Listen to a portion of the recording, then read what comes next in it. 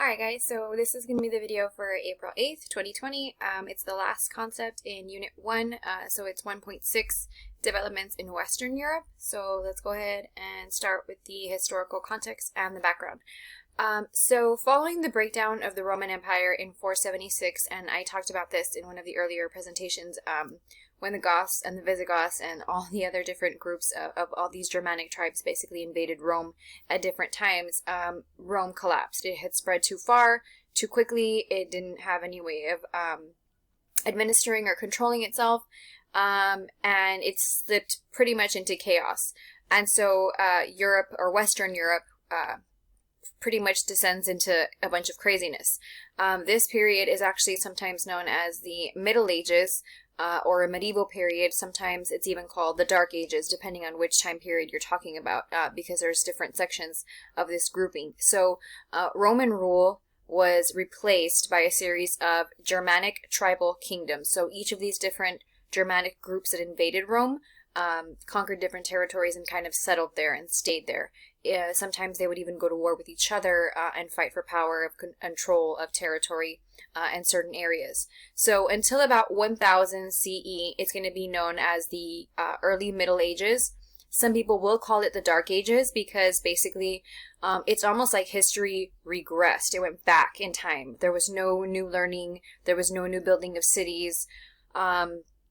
People were, again, kind of going back to the old way of just trying to survive on a daily basis, and it was very, very difficult for many people to sustain a certain way of life and a certain way of being because they were under constant threat of invasion, foreigners. There wasn't any stability. The systems that Rome had pretty much developed or set in place were gone, and so it is, for lack of a better word, complete chaos and bedlam and just disarray in this part of the world. Then you see what's known as the High Middle Ages, where European trade and learning do start to kind of flourish and pick up again. And this is about from 1000 to 1450 CE. So we will see it change and evolve a little bit in this time period. What we also see is that most of the political and social structures of the early Middle Ages are much smaller, less centralized states.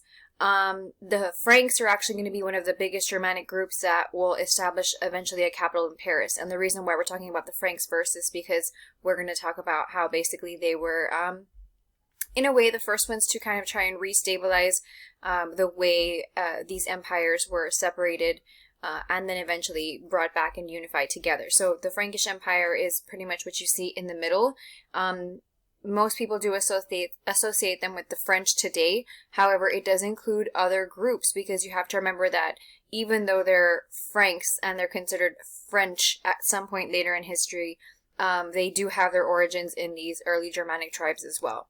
So one of these kings, his name was actually King Clovis. He was king of the Franks basically from 481 until 511. He becomes the first official monarch of the Franks because he's able to unite all of them together.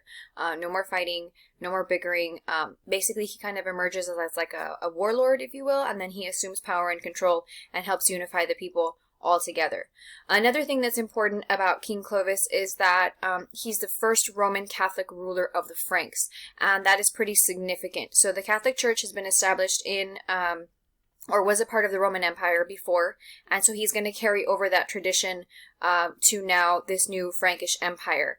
And at the time, there were two different kinds of, well, actually there were more than that, but there were two major kinds of Christianity floating about. There was Roman Catholicism and then there was Arian Christianity. And it's very significant that Clovis chooses the Catholic Church to be the head also of his Frankish Empire. The wife that he married, Clotilde, she was very devout Catholic, and so that was probably one of the motivating factors. But also the Arian Christians and Roman Catholics believe in different things. So Arians believe that Jesus is separate from God. They don't believe that he's part of the Trinity. So Catholics are very strong believers in Father, Son, and the Holy Spirit being one unifying embodiment of all three encompassing one. I know that's kind of a hard concept to understand if it's something new to you, but basically it's three beings in one. The Father, Son, and the Holy Spirit are one. So you have God, who was born of then the Virgin Mary as man under Jesus Christ, through the Holy Spirit or power of the Holy Spirit. And Catholics believe that all of these three things are a trinity. They are one, again, being. I know I'm saying that over and over again, but you have to really grasp that idea is that, yes, they're three, but it's one. Arians did not believe that. Arians believed that Jesus was the Son of God, but they were two separate entities entirely. And so it's different belief systems of Christianity. Clovis eventually is baptized on Christmas Day. So there's a picture of him there being baptized in a tub at the behest of his wife. So you also have a picture of him and his wife there. So if he followed her guidance, you could tell that it was obviously important to him and her that they carry on this tradition. Another thing about Clovis is that he basically gets credited with creating what's known as the Merovingian dynasty. It's Merovingian has to do with a line of kings that are going to come after Clovis. It's kind of like their family name. Under his rule, it was kind of still unstable. So he's the first Frankish king. He is converting to Roman Catholicism. It's a fairly new empire. He's still got a lot of trouble with tribes who don't really understand why this barbaric Germanic king is adopting these Christian religious ideas and also trying to unify an empire in France. When originally they had started out as these nomadic groups that kind of just went and took what they wanted. And so there are also problems with succession. Succession has to deal with who's going to be king next. And so this is where we're going to also see the development of this new idea that pops up in Western Europe, the lines of what's considered primogeniture. Primogeniture comes from like primo, meaning like first, and so geniture has to deal with the idea that it passes to the firstborn son. Technically, it's actually child, firstborn child, but they did not believe that these roles or these responsibilities should pass to women at the time, and so it had to deal with mostly with the firstborn son. So really quickly about the picture, I do want to point out some things. You can actually see Clovis being crowned king. Some important things about the picture, and I did show you this in class, is that you can see him being crowned, and even though he's being crowned in Western Europe, he's still carrying a battle axe, which is kind of like an homage or a way to pay respects to his, again, I hate that, I don't really like that word, but they use it a lot, barbarian background, his Germanic background, the fact that this would have been the weapon of his people, and so instead of having a sword, which is more European in style, he's still carrying a battle axe to kind of pay respects to his lineage or his ancestry. Then you have the Carolingian dynasty, which is a little bit different. The Carolingian dynasty was formed by Charles Martel. He was the military leader of the Franks who actually led Christian forces in modern France, Belgium, and Western Germany to defeat the Muslims at the Battle of Tours in 732. So this is an important battle. You're going to start to see the early beginnings of what will eventually develop into the Crusades. You're going to see Christians fighting Muslims and fighting other religious groups for control and for territory because they do want to emerge as the superpower, if you will, of the world. Charles Martel, gains notoriety, gains fame for being able to stop the Muslim forces from moving further into Europe, mostly from the Iberian Peninsula, which happens to be Spain and Portugal. So he's the founder of the Carolingian dynasty, named after him. His son Pepin would rule after him, and Pepin actually did something pretty interesting. Pepin sought out the legitimacy of the Pope. So the Pope is the head of the Catholic Church. He is considered God's representative on earth, and Pepin reached out to the Pope at the time and basically said, look, my father was the creator of this new dynasty. I need you to legitimize that line. I need you to give me assurances that my children will also, be important and inherit the throne. And the Pope kind of says, well, what are you going to do for me? So it becomes this situation of kings reaching out to popes and them coming up with deals or alliances to secure not only the position of the king, but also the position of the Pope in these certain places. So it was had to be kind of like a win-win situation. And then Pepin's son, who is probably a more famous one in this Carolingian dynasty, is going to be Charlemagne, who would rule from 768 until 814. So again, in the picture, you can actually see Charles Martel going into battle, and then also famously, he's got kind of like the battle axe there, paying respects to his Germanic heritage or ancestry. Charlemagne, cool picture, because he's actually got the church in his hand. So when we talked about this in class, we wanted to show what the symbolism behind this message is. And so what is Charlemagne trying to depict? Trying to show that he literally has the church in his hands. Charlemagne was named Emperor of the Romans by the Pope. So again, there was more deals made between these two relationships, king and pope, and he was given this official title. As emperor, he was able to lead a force that defeated the Saxons, which were a different Germanic group from the north. He also helped convert them to Christianity. He encouraged church-based education. He used regional administrators to help govern his empire. He also foreshadowed eventually what would become the Holy Roman Empire. So it's going to be a unification of a bunch of European states that are going to create this one big giant empire. Eventually, though, however, his dynasty or his lineage, his grandsons are going to divide up the territory that would belong to him. So I'll show you that on a later slide. Another thing that was affecting Western Europe during the time was Viking invasions. So these other groups that we've been talking about are considered Germanic.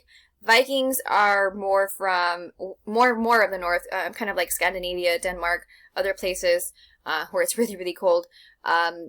These Norsemen came from the north on longships. The longships are a picture of what you guys see right there. These longships were important because they allowed sailors to be able to travel far inland, but they also helped to be able to conduct coastal raids. And the reason for that is because the ships were actually light enough that the Vikings could basically get out of the ship and then pull the ship or carry the ship out of the water and then maybe go and hide it or stash it somewhere. Because if you're having this huge giant, galleon or this big ship that you might be used to seeing in historical movies, that's pretty difficult to hide, and people are going to know that there's an invasion occurring. The longships gives them faster, easier access to these areas and territories, but also is reliable enough that they can travel long distances. So it's a pretty unique invention to the Vikings.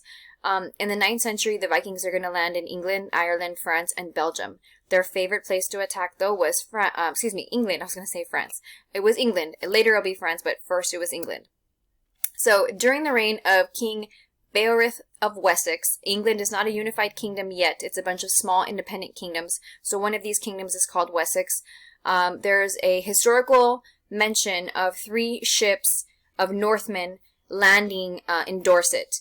And this is actually important because I'm laughing because the story is funny. It's not funny, but it's a big misunderstanding that actually leads to a really horrific event. The local sheriff actually mistook the Vikings for merchants. He thought they were there to do trading. And so the sheriff is like, welcome, oh, you guys must have been on a long journey. Come to the town, have a drink and relax and, let's unload your ships. And I'm guessing he didn't question the idea that the Vikings actually didn't bring anything with them other than weapons. So he basically directs them to the nearest royal estate. And when the Vikings are actually welcomed into the city, thinking that they are merchants, they end up slaughtering everyone and kill everyone in this village. Pretty tragic, all because of a misunderstanding. Another thing was that the Vikings loved to attack monasteries. One of the famous monasteries that they loved to attack was Lindisfarne in England.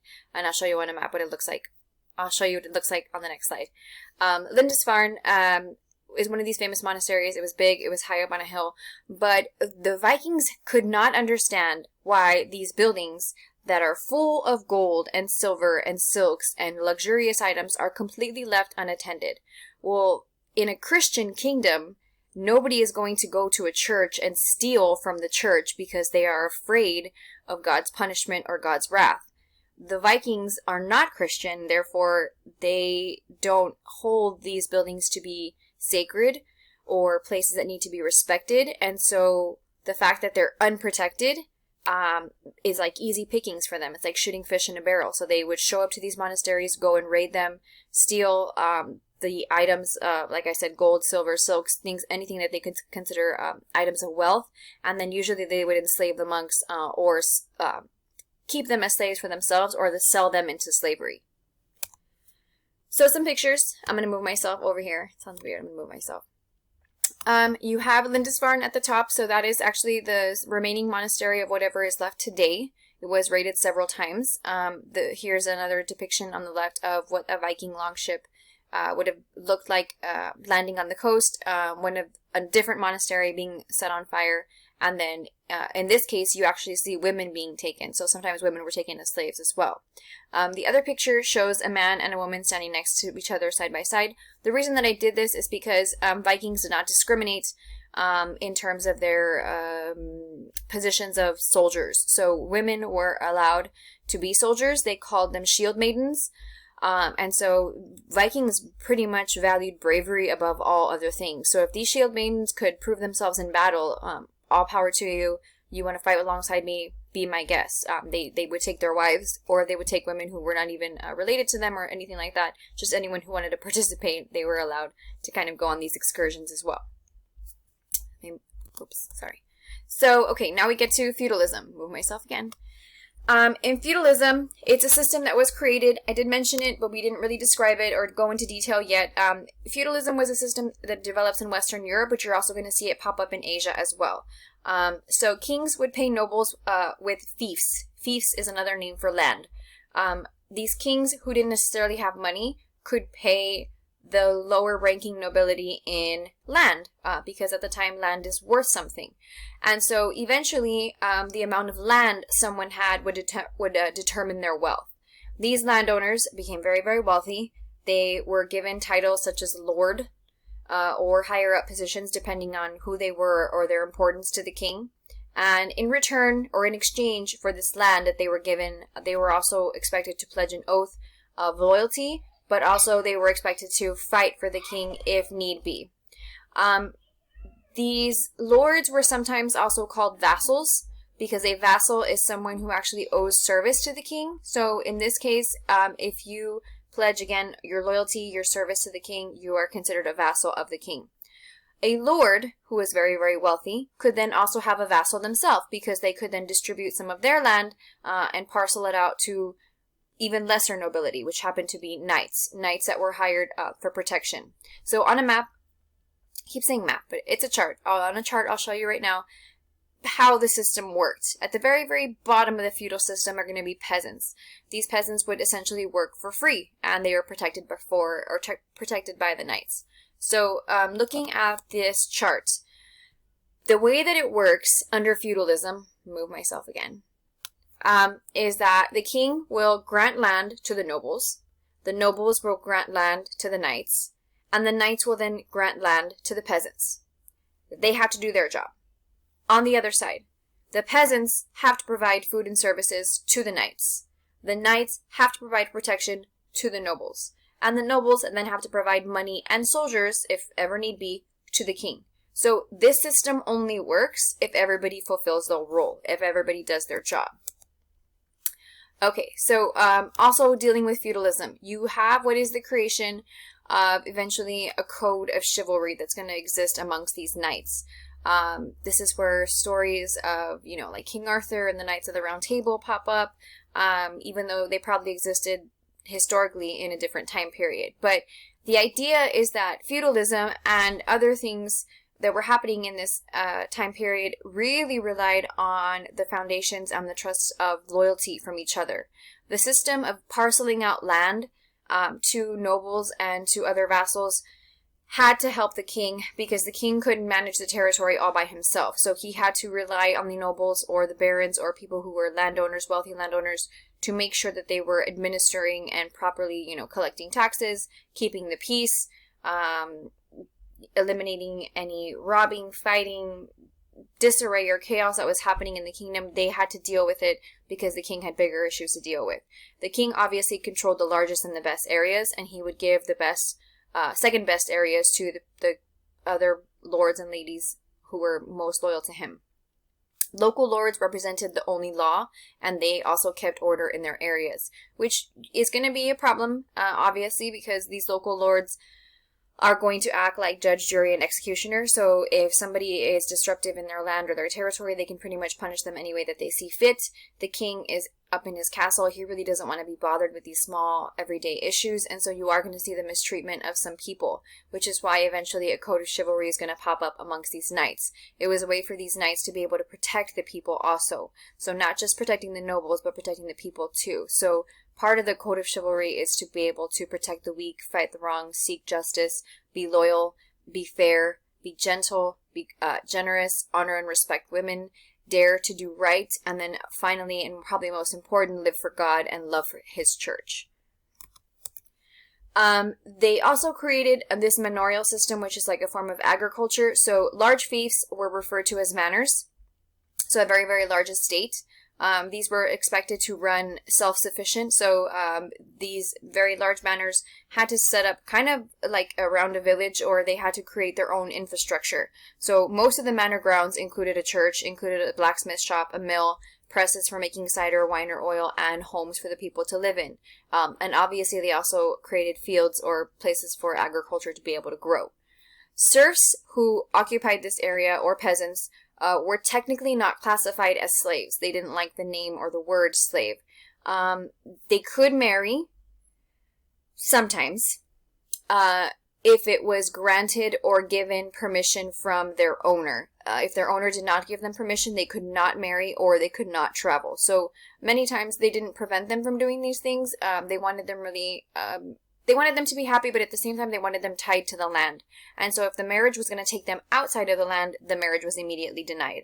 If the marriage was going to give them, it was going to align, kind of one semi-powerful family with another powerful family, it was probably denied.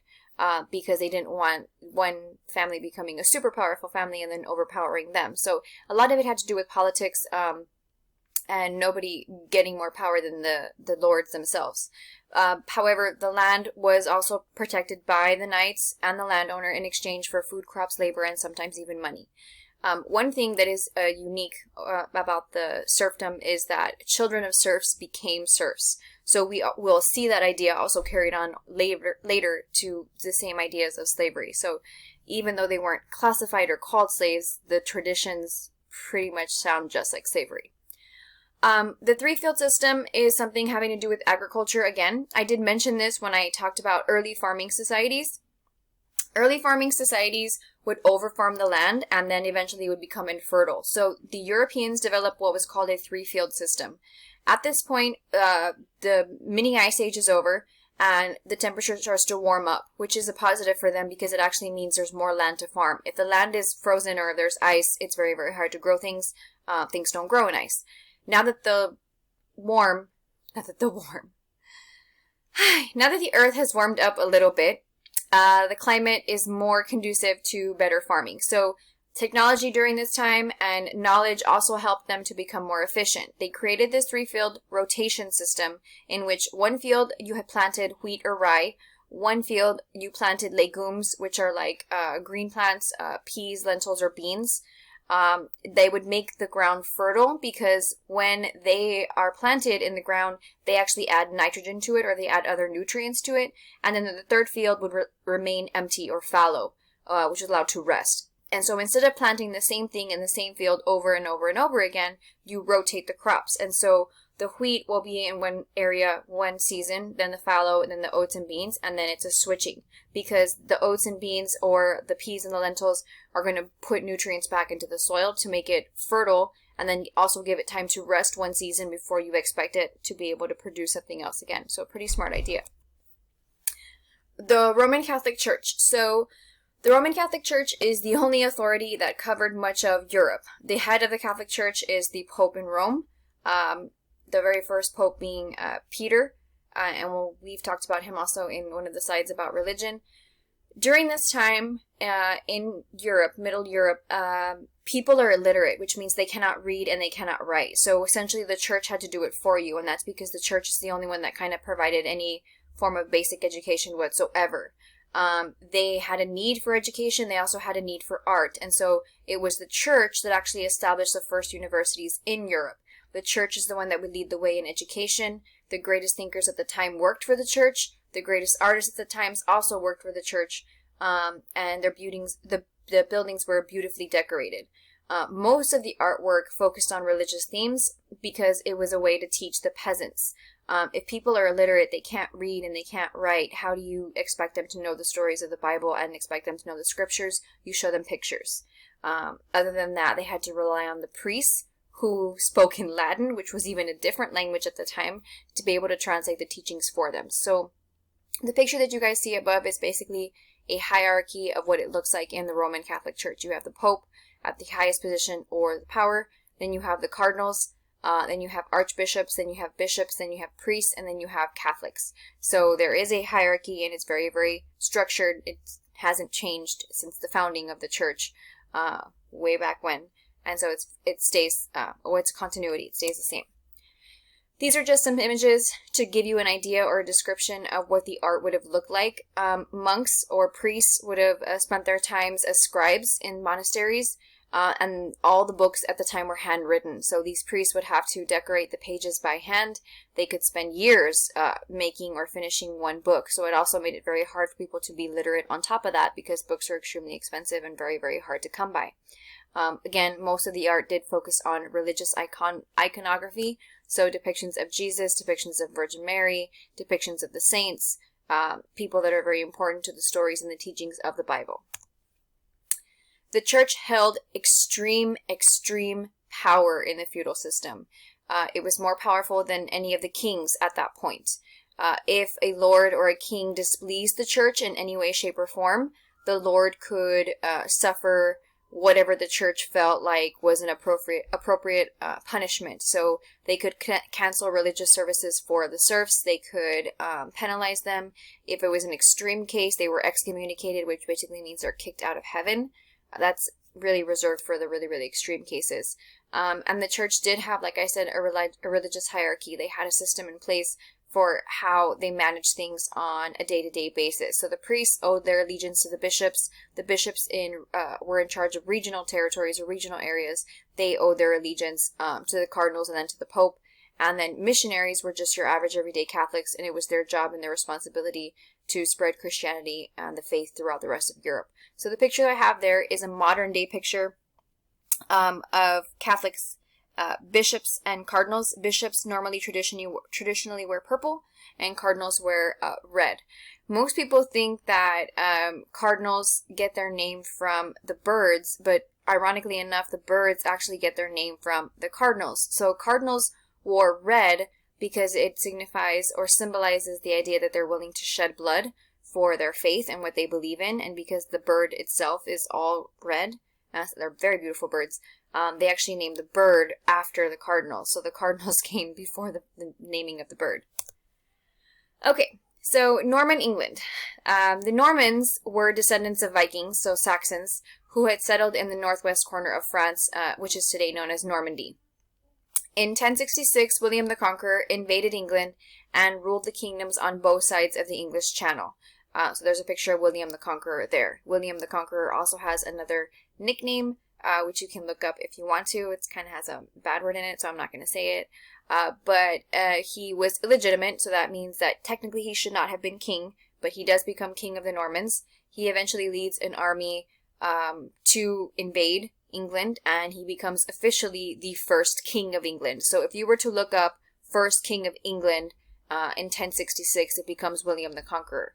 Remember, before I mentioned, England was not a unified kingdom, as it was a whole bunch of separate independent kingdoms. And so now it becomes one unified giant empire. He organized the feudal systems. He used royal sheriffs as officials. He had a standardized law code that was issued out by the royal court. And the new monarchs, the Norman monarchs, were responsible for limits on power in England. Eventually, we're going to see these monarchs have to go through certain expectations that are going to be required of them from their subjects, because their subjects want to be treated fairly, equally under the law. They want these things protected to them by law, because when you have kings that have unlimited power, it can become very, very dangerous, because what is to stop the king from abusing his power? Nothing and no one. And so you're going to see things in like the creations of the Magna Carta, the Great Charter, which was actually signed by King John in 1215. It was signed under pressure from nobles because people wanted some of these rights. And then later you're actually going to see the creation of Parliament, which is like a system of government that's put in place to basically check the king so that he doesn't get too much of an ego or abuse his power. This artwork is known as the Bayeux Tapestry. Basically, it depicts the Battle of Hastings, which is where William the Conqueror won his famous battle for becoming King of England. So it's supposed to depict his entire story. It's extremely long. It's, I want to say 70 meters, which is about 229 feet, or roughly estimated. You guys know I'm really bad at math, but it's 70 meters long. I know that much. And so it depicts all of his stories and all of his detail of him eventually becoming and rising to power. Okay, so the Magna Carta, that's a copy of what the original probably would have looked like. Very, very hard to read because the writing is extremely small. But their full name is actually the Magna Carta Libertatum, which is Latin for the Great Charter of Liberties. It was a charter that was agreed to by King John of England. It was signed at Runnymede in 1215. King John is the one from the stories of Robin Hood. He's known as kind of a bad king. I'll show you in a minute where he falls on the line of succession, because King John really technically should have never been King of England. He had lots of brothers that would have or should have succeeded before him that ended up dying, which is why he became King of England at some point. But he was a really ineffectual ruler. So if you look at the cartoon Robin Hood, or if you look at the newer Robin Hoods, he is the king that's often depicted as the bad guy. And Robin Hood, is famous for stealing from the rich and giving to the poor. Okay. So it was first drafted by the Archbishop of Canterbury in order to make peace between this unpopular king and rebel barons, or these lords, who were extremely upset because many of them were feeling violated as far as their rights when it came to church or religious services. They also wanted freedom from being illegally imprisoned.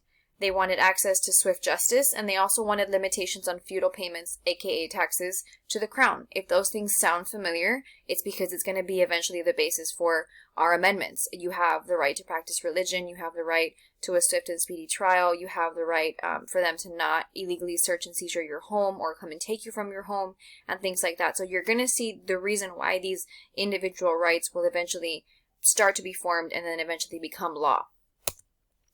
So the picture that I have here shows Henry II of England. Henry II of England had many children with his wife Eleanor of Aquitaine. She was very, very famous, very notable queen. They had a lot of children, as you can obviously see, and they had a lot of sons. So you have William the Ninth, then you have Henry, then you have Richard, then you have Geoffrey, and then lastly you have John. Out of her children, I want to say 3 of them become King of England. Maybe 2, but more than likely I think it's 3. So you have William first, but then he passes away. So then Richard becomes king, and then lastly John becomes king. Daughters cannot rule at this time. And so you see a picture of John up there. John was literally the last one in the family line, and so again, in order for him to be king, a lot of people would have had to have died, and so that pretty much didn't happen back then. It was usually first son or second son maybe, and he's the very, very last surviving child. And so for him to be king, he really didn't have preparation for that. They never expected that to happen, which is why he probably was considered to be unqualified for the job. Okay, so now we get to the Crusades and why these are so important. The Christian Crusades is going to be basically the Europeans' motivation to drive the Muslims out of Europe, and there was also a motivation for them to reclaim control of what they considered the Holy Land. The region of Palestine in the Middle East is sites or home to a lot of places that are religiously significant for Jews, Christians, and Muslims, because it is the birthplace of Christianity, Islam, and Judaism. And so European Christians had access to these lands for centuries, even after they came control under the Muslims. So at first, the Jewish people would have control, then the Muslims, then the Christians. However, access is going to be reduced when the Seljuk Turks will take over the region in 1071. So people used to be able to travel freely. That's a map. It actually tells you, it's called the Pilgrim's Map of the Holy Land. So if you were going to go on a pilgrimage or a journey, these would be the notable places that you would want to see. Very, very historical, famous places that are probably in the Bible. And it is not until this nomadic group of Turks takes over this area that they basically kind of almost shut everything down, and they say, nope. Nobody but us and our followers, our believers, are going to be allowed into this area, which eventually is going to spark a war. So what you see also, and the reason for the Crusades is going to pop up, is that in the 11th century, when the rules of primogeniture pop up, you have an entire generation of younger sons with little or no access to land and wealth. What does that mean? In terms of primogeniture, the firstborn son is the one that inherits everything when the father passes away. So if that's the case, what happens to the rest of the children? The second sons and third sons have nowhere to turn to, and so they needed an outlet to be able to do something and make a name for themselves as well. So the nobles, the second and third born sons, saw it as a way for them to go on a military campaign, but it sought them, or it gave them a way to get notoriety, fame, and potentially even land and money. It also provided a way for peasants to have a job, because sometimes they would have to go and serve these knights or serve these lords who were going to go off and fight in battle. And then merchants wanted access to this area because of the trade routes that were located in the Middle East, which gave them access to gold and spices and silks and other luxurious items as well. Okay, so I'm going to move myself a little bit so I can talk about this one. So tensions between popes and kings would become also another issue. Popes are the head of the Catholic Church, kings are the head of their kingdoms. So who is above who, and who is superior to who, and who answers to who? That is going to become a major question, and it is going to cause problems. So the church wants to assume control, and so the idea is that the church can allow or send these knights and noblemen, as well as kings, on these crusades to go and do things for them, because they feel like it is within their authority and within their right, since they are God's representative on earth, to go ahead and order these things to happen. The church also could use its spiritual authority to recruit believers. So what does that mean? People who had done bad things in their life, people who considered themselves sinners or were classified as sinners, were promised heaven. The Pope could tell them and promise them that if they went on these crusades, and they went with the intention of making up for the things that they had done wrong, if they went and asked for atonement, and asked for penance, asked for forgiveness, then they would be forgiven and they would be welcomed into the kingdom of heaven. And so the Pope guaranteed this. You are getting into heaven if you go and fight in these holy crusades. Support also came from Eastern Christianity, which is located in the Byzantine Empire. Christians in this territory are being massacred by the Seljuk Turks. So this territory, even though it's technically part of Europe, it's really, really close to Asia / which is like modern day Turkey.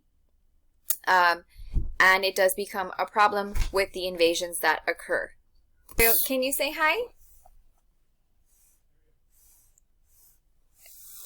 Grandpa's calling you. Okay, say hi. So I had to kind of pause and give her time to say hi. Teaching from home. Okay, so sinners were granted access into the kingdom of heaven. That was the idea. Eastern Christianity was under fire from the Seljuk Turks, who were massacring Christians on that side of the world. The reason why it's called Eastern Christianity is because when the Roman Empire would split, that part of the world is actually going to be almost divided in half. And so there's the Western Roman Empire, and the Eastern Roman Empire, which will eventually become known or classified as the Byzantine Empire. So I might mention the Byzantine Empire, and it's the home to Eastern Christianity. They are a little bit different than the Roman Catholic Church. They still have a hierarchy, but the person that's in charge of their church is known as a patriarch. So the patriarch, or the head of their church, it happens to be Alexius I. He is experiencing a lot of problems, and he actually asked Pope Urban II to send help. And the idea is, okay, you might be the Western side, we're the Eastern side, we may not see eye to eye, but you know what, we're both Christians, and right now the Turks are the bigger problem, and we need help, and we need to put, again, our own issues aside to be able to fight together and defeat them. So in November of 1095, you have the Council of Clermont, which meets in France, and the Pope basically called on Western Christians to take up arms in the Holy Land and to help fight with the Byzantines against the Muslims. The First Crusade is actually the only one that's a clear-cut victory of the Christian forces in Jerusalem. They were able to conquer Jerusalem in 1099. So in 4 short years, when you have the Council of Clermont that happens in 1095, by 1099 they assume control of Jerusalem.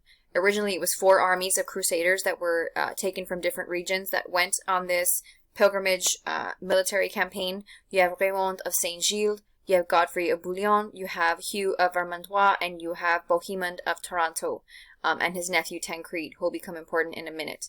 The 2 guys that you guys see there up there are knights, and they're knights from different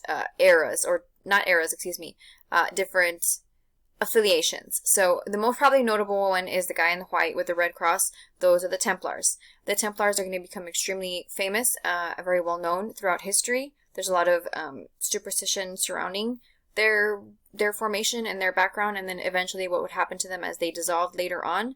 And then the other ones are the Knights Hospitaller. Those are basically the Pope's Knights. The Templar Knights don't answer to anyone except the Templars, and so that is also going to cause some tensions between those two groups later.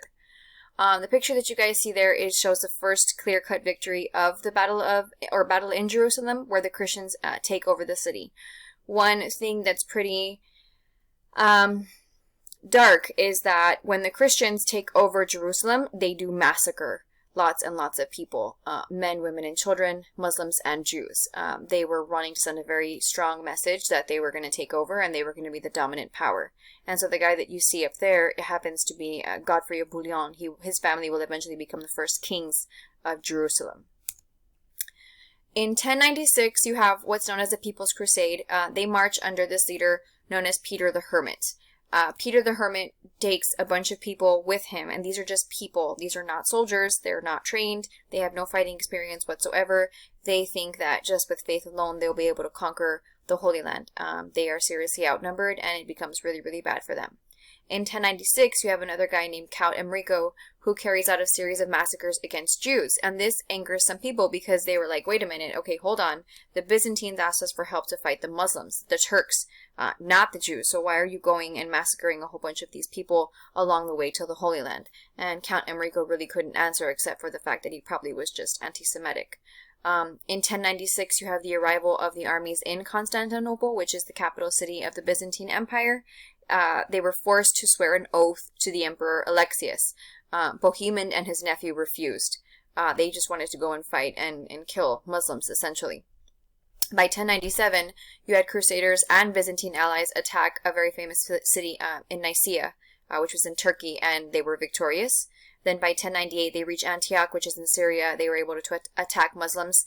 This was an interesting battle, and I mentioned Tancred and why he was important. Tancred, and the guy, that's him shown there, he had originally told the people of the village, he had promised them protection. If you surrender, you will be okay, we will take care of you, everything will be fine. And so these men, women, and children surrendered, thinking that they were going to be granted safe passage. They were slaughtered. And so you're going to see a pattern of Christians doing this throughout the Crusades. The Second Crusade, they achieved their goal. So the question is, why would you need to have a second one? Well, the people that were, after the First Crusade is won and the Christians are able to reclaim the Holy Land, territory is parceled out, given out, and these Christians are given land to govern in territories like Jerusalem, Edessa, Antioch, and Tripoli. So you can see the different kingdoms that are kind of mapped out there. They built castles, they had the upper hand until about 1130. This is where the Muslims would then call for their own version of a crusade or a holy war against Christians. And so you're going to see the need that Christians are no longer maintaining control of this kingdom, and so the need for a second crusade arises or pops up. In 1144, a Seljuk general captures the city of Edessa. That is important because it was the most northern city, which gave them a lot of easy access to other trade routes in other areas. And so Europe is shocked they have lost one of these major territories, and they call for another crusade. The Second Crusade is headed up by King Louis VII of France and King Conrad III of Germany. They are the leaders, and so Louis is the guy with the goldish crown. Conrad is the one that's carrying the staff and has the church kind of around him. In October, the Turks annihilated Conrad's forces, like completely wiped out his entire army pretty much. And so then Conrad has to kind of run to where Louis is. They're forced to regroup really, really quickly, and they decide to attack a city known as Damascus with 50,000 soldiers. The thing is that the ruler of Damascus had actually reached out to another ruler from a nearby area and asked him and said, look, I have a feeling these guys are going to gang up on us. Do we have your help if we need it? This guy, his name was Nur al-Din. Nur al-Din was incredibly intelligent in terms of military strategies. He says, yeah, I'll help you. If these guys do attack you, you can have our soldiers, you can have our armies, but I get Damascus. I get the city. And so at this point, Damascus's ruler doesn't really know what to do. He's kind of defenseless and powerless and says, you know what, just help me defeat the Christians. And so it actually is a devastating and a humiliating loss for the Christians because Nur al-Din is successful and victorious. So on the map you have a picture of where Damascus is, so it's a territory in Syria, and then you have a picture of Nur al-Din. Nur al-Din will also be important because he has another descendant that's important. So, the Third Crusade. Crusaders tried many, many times to capture the city of Egypt.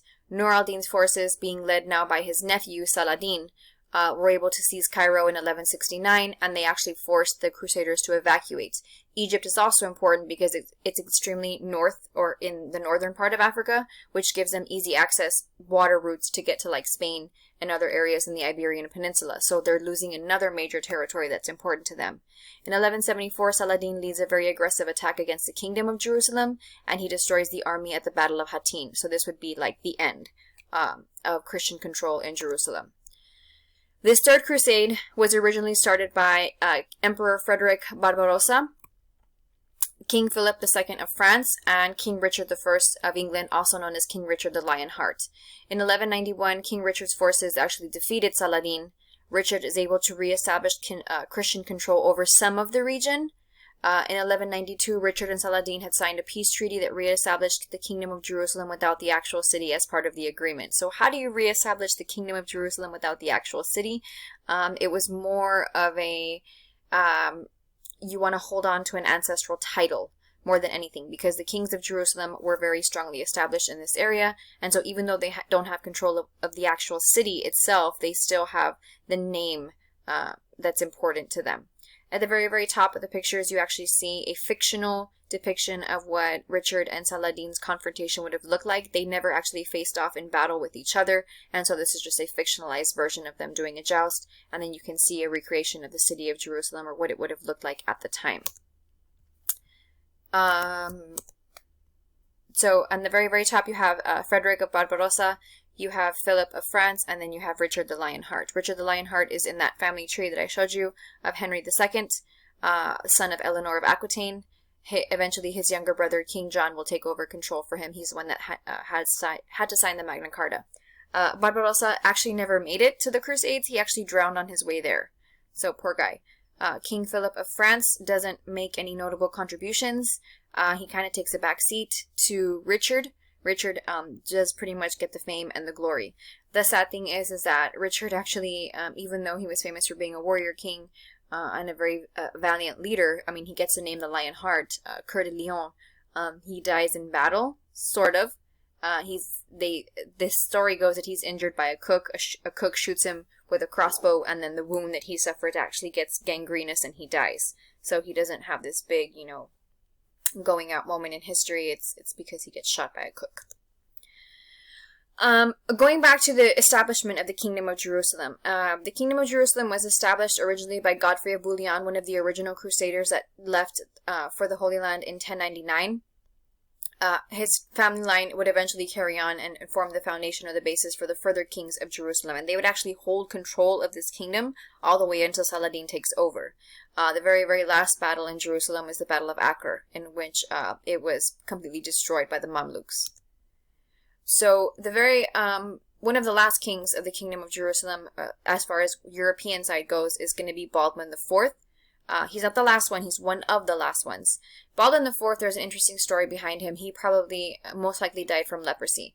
So in the picture that you guys see there on top, Baldwin as a young boy was fighting with some children or playing with some children, and one of the priests noticed that Baldwin didn't experience pain. He gets injured, he gets cut, he's bleeding profusely, but yet Baldwin feels no pain in the area.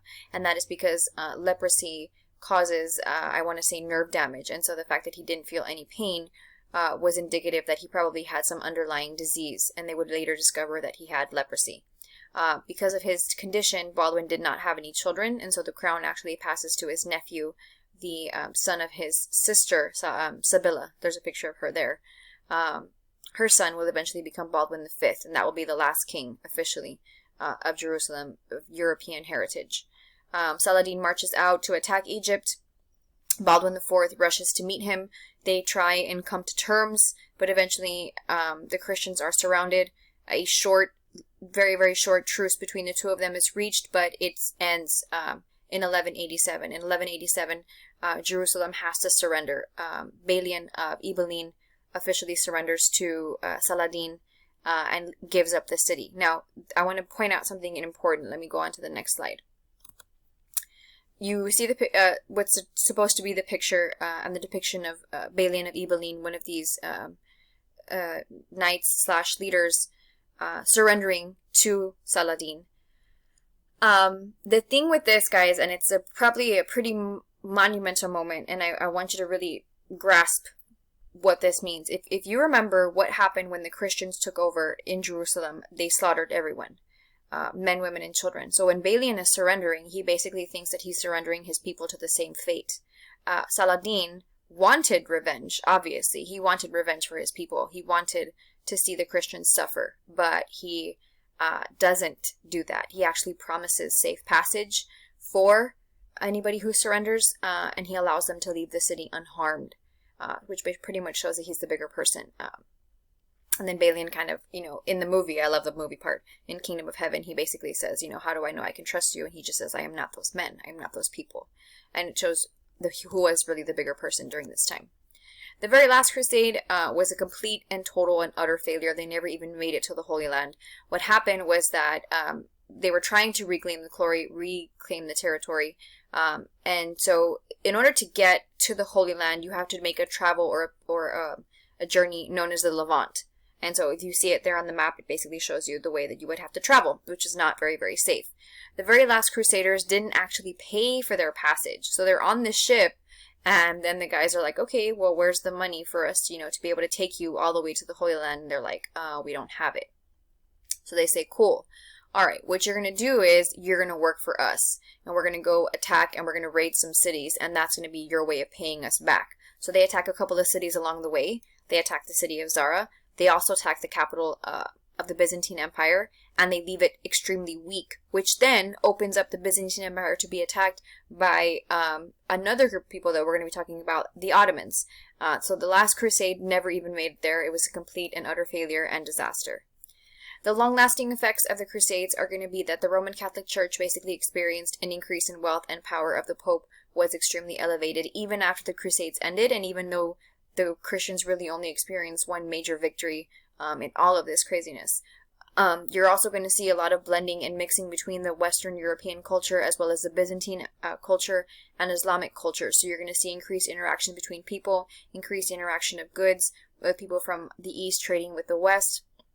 And you're going to see Western Europe go through another dark period in history. So several times in Europe, the plague is going to pop up. In the 8th century, the 9th century, the 13th century, you'll see it pop up at different times. And so during this time, also when the Crusaders are returning back home, you'll see it happen again. So the Black Death, you have roughly about 25 million or more that died. And so because of the decline in the population, there's also a decline in the economy. And because there is no more people to work, the feudal system also begins to fall apart. Okay, so little quick exit ticket, and this one is actually a little bit different. There's no official assignment. Instead, I would like for you guys to either comment on the video or comment in Google Classroom on what is something or what is the most important, most interesting thing that you found about this video. If it is not super evident from your username or login or ID, whether it's YouTube or Google Classroom, please leave a note on there and what you found most interesting about what I talked about today. And then the very last thing is that I wanted to give you a heads up. Next Friday, we are going to kind of try and do a run through of what the AP exam is going to look like. So we're going to do a timed writing, a 45-minute block of where you guys are going to be given a DBQ and expected to follow the kind of the components of the rubric, just to give you guys a feel for what the real AP exam is going to feel like on that day. So more information will come, but I just wanted to give you guys a heads up. Hope you guys have a great day. Sorry for Ariel interrupting, but she was kind of curious about what Mama's doing in the room. And I will see you guys later. So bye!